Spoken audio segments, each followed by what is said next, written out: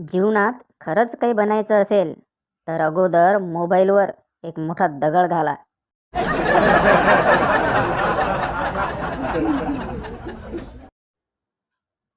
जगातील सर्वात मोठं सत्य, पातळ लोकच जाड लोकांपेक्षा जास्त खातात.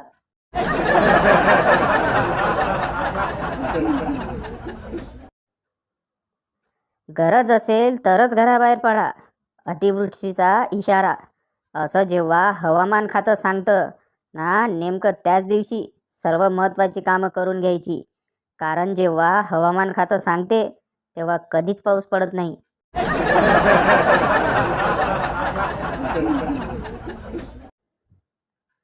पावसाळ्यात सर्दीने गच्च झालेले नाक आणि पावसाळ्यात मुंबईतील तुंबलेले गटार, या दोघांची अवस्था एकच असते.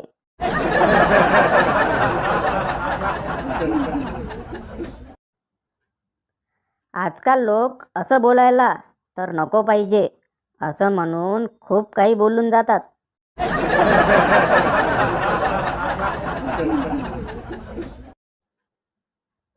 प्रेमात पडलेली मुलगी ही चिखलात बसलेल्या म्हशीसारखी असते.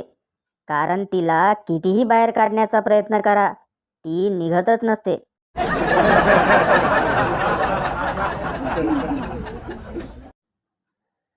ज्यांनी तुमच्या डोळ्यात पाणी आणले आहे त्यांना तुम्ही पण दाखवून द्या की डोळे त्यांनाही आहेत.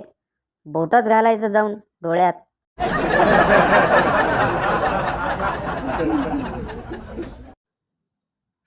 प्रश्न: तुम्हाला चहाची तलब आली तर तुम्ही काय करू शकता? पुणेकर: काहीही करू शकतो.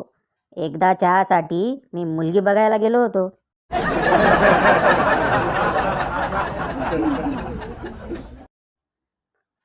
एके ठिकाणी एका खटारा गाडीची विक्री चालू असते. लोक जोरजोरात बोली लावत असतात. 10 लाख, 12 लाख, 15 लाख. बंड्या हे ऐकून अचंबित होतो आणि विचारतो, या खटारा गाडीचे एवढे पैसे का? विक्रेता: अहो, या गाडीच्या आतापर्यंत कमीत कमी 10 अपघात झाले आहेत आणि प्रत्येक वेळी नेमका बायकोचाच अपघातात मृत्यू होतो. बंड्या: 20 लाख.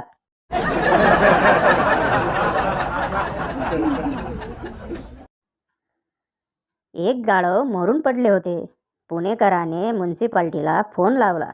अहो, इथे एक गाढव मरून पडले आहे. उत्तर आले. मग आम्ही काय करू? पुणेकर: काही करू नका.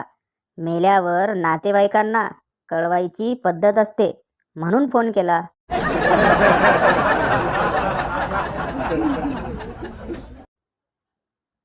नवरा: सगळ्याच बायका चुडेल असतात. बायको: म्हणजे तुम्हाला मी चुडेल आहे असं म्हणायचं आहे? नवरा: अरे नाही, तू तर राणी आहेस. बायको लाडाने: खरंच मी राणी आहे का हो? नवरा: हो, त्या सगळ्यांची.